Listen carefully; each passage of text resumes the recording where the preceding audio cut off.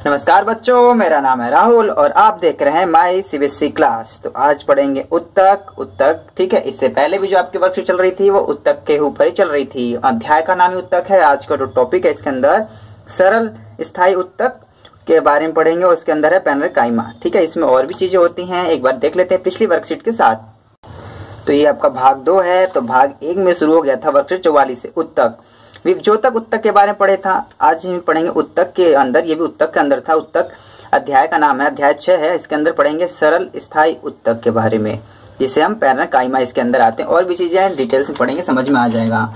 तो और आपको पता भी, हम अब जैसे साथ साथ चलते हैं तो हम सहायक सामग्री को साथ लेके चलते हैं। 2020-21 विज्ञान, अगर इसके हम इंडेक्स को खोल के देखें तो वो बार बार दिखाने की कोशिश करूंगा। मैंने हर वीडियो में दिखाता हूँ ताकि आपको क्लियर रहे कि आप कौन सी चीजें पढ़ रहे हैं। ठीक है, तो ये रहा आपका उत्तक। ठीक है, जीवन की मौलिक इकाई कोशिका पढ़ चुके हैं, हम उत्तक पढ़ रहे हैं। और जो आपका है पेज नंबर 72, तो पेज नंबर 72 भी आप जल्दी से ओपन कर लेते हैं। ठीक है, ये रहा तो उत्तक। ठीक है, अब यहाँ पे उत्तक में पढ़ेगा। उत्तक 2 प्रकार है, विभज्योतक उत्तक, स्थायी उत्तक। विभज्योतक उत्तक के जो 3 प्रकार के होते हैं, शीर्षस्थ, पार्श्वस्थ विभज्योतक और अंतर्विष्टि विभज्योतक। तो इसके जो बच्चों को साफ नहीं दिखाई दे रहा क्योंकि इसकी प्रिंटिंग ही ऐसी है, लेकिन फिर भी हम अपने पिछले हिसाब वर्कशीट के हिसाब चलते रहे तो आपको ये 3 प्रकार विभज्योतक उत्तक 3 प्रकार के थे। ठीक है, ये रहा आपका साफ तीनों लिखे हुए हैं। और आज हम पढ़ने जा रहे हैं स्थायी उत्तक के बारे में। तो स्थायी उत्तक, ठीक है, और स्थायी उत्तक के बारे में पैनल काइमा के बारे में पढ़ेंगे। ठीक है, जो आपको ये मिली है सपोर्ट मटेरियल, इसका इस्तेमाल करें, काफी अच्छी चीज है। एक ही पेज पे सब कुछ दिखाने की कोशिश की गई है। तो चलिए पढ़ते हैं। विभज्योतक उत्तक द्वारा बनाई गई कुछ कोशिकाएं एक विशेष विभाजन प्रक्रिया के बाद धीरे धीरे विभाजित होने की योग्यता खो देती है। कोई भी चीज अलग अलग होती है तो एक स्थिति ऐसी आती है कि वो विभाजित नहीं होती, विभाजित हो ही नहीं पाती। ठीक है, और ये कोशिकाएं एक विशिष्ट प्रकार जिसे विभेदीकरण कहते हैं। ठीक, जो कोशिकाएं होती हैं वो धीरे धीरे अलग होती हैं, तो बाद में अलग होना जो इनकी गुण होता है, इस गुण को खो देती हैं। तो इसी गुण को खो देती हैं, तो जो ये प्रक्रिया होती है इसे विभेदीकरण कहते हैं। एक बार दोबारा पढ़ लेते हैं। द्वारा स्थायी उत्तक का निर्माण करती हैं। किसी कोशिका को विशिष्ट कार्य करने के लिए स्थायी रूप से आकार लेने के लिए विभेदीकरण कहलाती हैं। ठीक, अगर मैं आपके एनसीईआरटी किताब की बात करूं तो यहाँ भी देखो स्थायी उत्तक के बारे में लिखा गया है।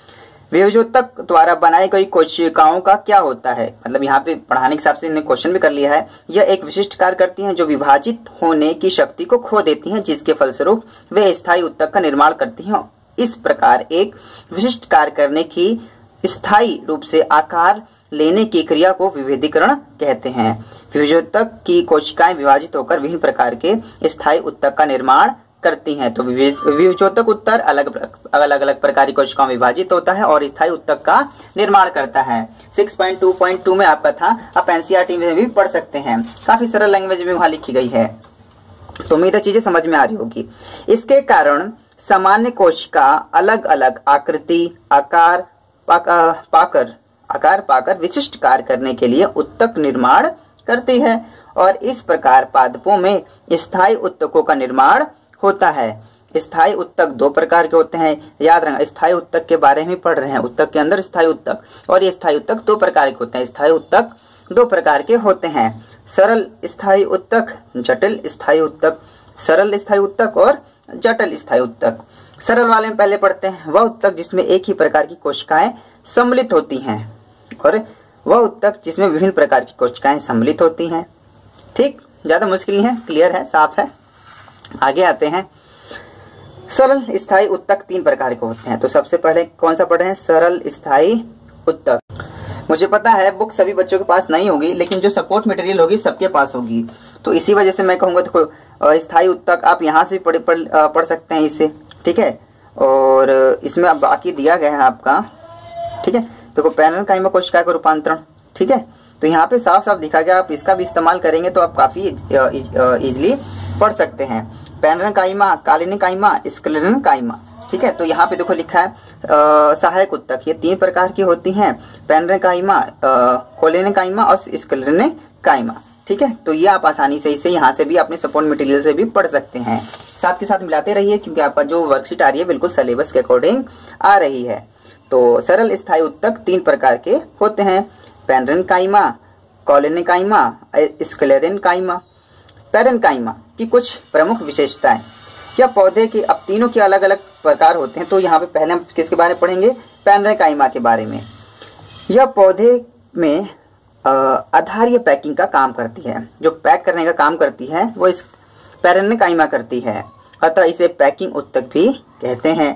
पैरेन्काइमा की कोशिकाएं अक्सर पत्तियों की अंदरूनी सतह, तने और जड़ के भराव में पाई जाती हैं।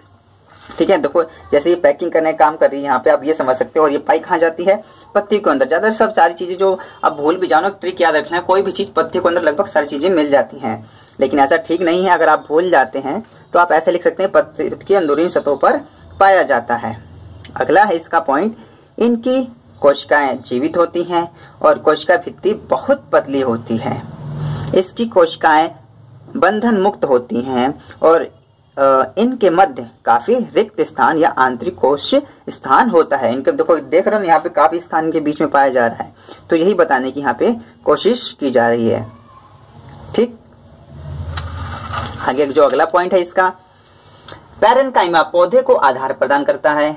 ठीक है, इसकी कोशिकाओं में बड़ी राजधानियां होती हैं जो जल और भोजन को एकत्रित भंडारित करती है। तो समझ लो कि जो इसके बीच में रिक्त स्थान पाया जाता है, क्योंकि वहां पे अपने भोजन को और बाकी चीजों को, जल को आसानी से रख सकते हैं। ठीक है, पैरेन्काइमा के प्रकार। अब ये कितने प्रकार के होते हैं पैरेन्काइमा, याद रखिएगा एक बार। अगर मैं आपको दोबारा से अगर पढ़ते हैं एक बार तो याद रखिएगा, हम सरल उत्तक के अंदर सरल स्थायी उत्तक पढ़ रहे हैं, और इसके अंदर हम पढ़ेंगे ये उत्तक 2 प्रकार के होते हैं, सरल स्थायी उत्तक और जटिल स्थायी उत्तक। और सरल स्थायी उत्तक 3 प्रकार के होते हैं, पैरेन्काइमा, कॉलोनिकाइमा, स्क्लेरेन्काइमा। तो पहले हम पढ़ने पैरेन्काइमा के बारे में। तो पैरेन्काइमा के प्रकार में आता है वह आपका, ठीक है, सब कुछ सिस्टमेटिक वे में है आपका। कुछ पौधे में पैरेन्काइमा में क्लोरोफिल पाए जाने के कारण इसे क्लोरोकाइमा, ठीक है, क्लोरेनेकाइमा हरित उत्तक भी कहा जाता है। क्लोरेकाइमा में प्रकाश संश्लेषण क्रिया संपन्न होती है। आपको याद है जिसमें क्लोरोफिल होता है उसमें भी प्रकाश संश्लेषण की प्रक्रिया होती है। तो इसे भी आप जिस चीज से लिंक इसे कर सकते हैं। जलीय पौधे के पैरेन्काइमा को एरेन्काइमा कहते हैं।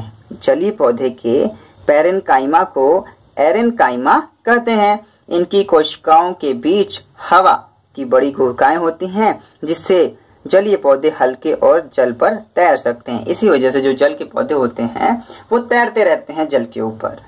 ठीक है, उम्मीद है चीजें आपको समझ में आई होंगी। जो आगे आपकी आने वाली वर्कशीट है वो इसी से संबंधित होगी। तो मैं आपको बार बार कहूंगा, जो आपका एनसीईआरटी किताब नहीं है तो आप सपोर्ट मटेरियल्स पढ़िए। तो सपोर्ट मटेरियल में काफी अच्छे से दिया गया है। जो ये मेरा पेज है इसकी प्रिंटिंग ठीक नहीं है। उम्मीद करता हूँ कि जो आपको सपोर्ट मटेरियल मिली होगी उसकी प्रिंटिंग अच्छी होगी। तो चलिए इसे फटाक से इसके प्रश्न के उत्तर को एक बार कर लेते हैं। तो पहला आया है यहाँ पे, पादप। पादप में स्थायी उत्तक कितने प्रकार के होते हैं, उनके नाम लिखिए। तो आज अभी हमने पढ़ा था। देखिए, पादप में स्थायी उत्तक 2 प्रकार के होते हैं, सरल स्थायी उत्तक और जटिल स्थायी उत्तक। ठीक है, तो ठीक है, विभेदीकरण क्रिया किसे कहते हैं, तो ये भी आपका सपोर्ट मटेरियल में से लिखा गया है। ठीक है, जब कोशिकाएं विभाजित होने की योग्यता खो देती है जिसके फलस्वरूप वे स्थायी उत्तक का निर्माण करती है। इस प्रकार यह विशिष्ट कार्य करने के लिए स्थायी रूप से आकार लेने की क्रिया को विभेदीकरण कहते हैं। ठीक है, जैसे मैंने आपको ऊपर भी समझाया था सेम वही है आपका। पैरेन्काइमा उत्तक की 2 विशेषताएं तथा 2 प्रमुख कार्य लिखिए। इसकी विशेषताएं और 2 प्रमुख कार्य भी लिखने हैं। तो ये रहा है आपका विशेषताएं। पहले, यह पतली कोशिका भित्ति वाली सरल कोशिकाओं का बना होता है। और दूसरा है, इस प्रकार के उत्तक की कोशिकाओं के मध्य काफी रिक्त स्थान पाया जाता है। और इसके प्रमुख कार्य क्या है, भोजन का भंडारण करता है। और दूसरा, यह उत्तक पौधे को सहायता प्रदान करता है। ठीक है, अब आते हैं क्वेश्चन नंबर 4 पर। पौधे में पैरेन्काइमा उत्तक कहाँ पाए जाते हैं, इन्हें पैकिंग उत्तक भी क्यों कहते हैं। ठीक है, तो पत्तियों में पाए जाते हैं, जैसे मैंने आपको पहले बताया, कोई चीज भूल जाए तो पत्तियों में तो सब कुछ पाया ही जाता है।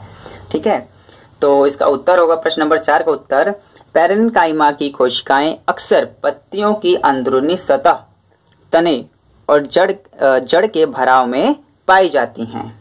यह पौधे के आधारीय पैकिंग का काम करती हैं, अतः इन्हें पैकिंग उत्तक भी कहते हैं। क्यों? आधारीय पैकिंग का भी काम करती हैं, इस वजह से इन्हें पैकिंग उत्तक भी कहते हैं। ठीक है, तो आज क्लास में इतना ही रहेगा। आशा करता हूँ ये वीडियो भी आपको समझ में आई होगी, कुछ नई जानकारी जानने के लिए मिला होगा। माय सीबीएसई क्लास की इस वीडियो को देखने के लिए धन्यवाद। जय हिंद, जय भारत।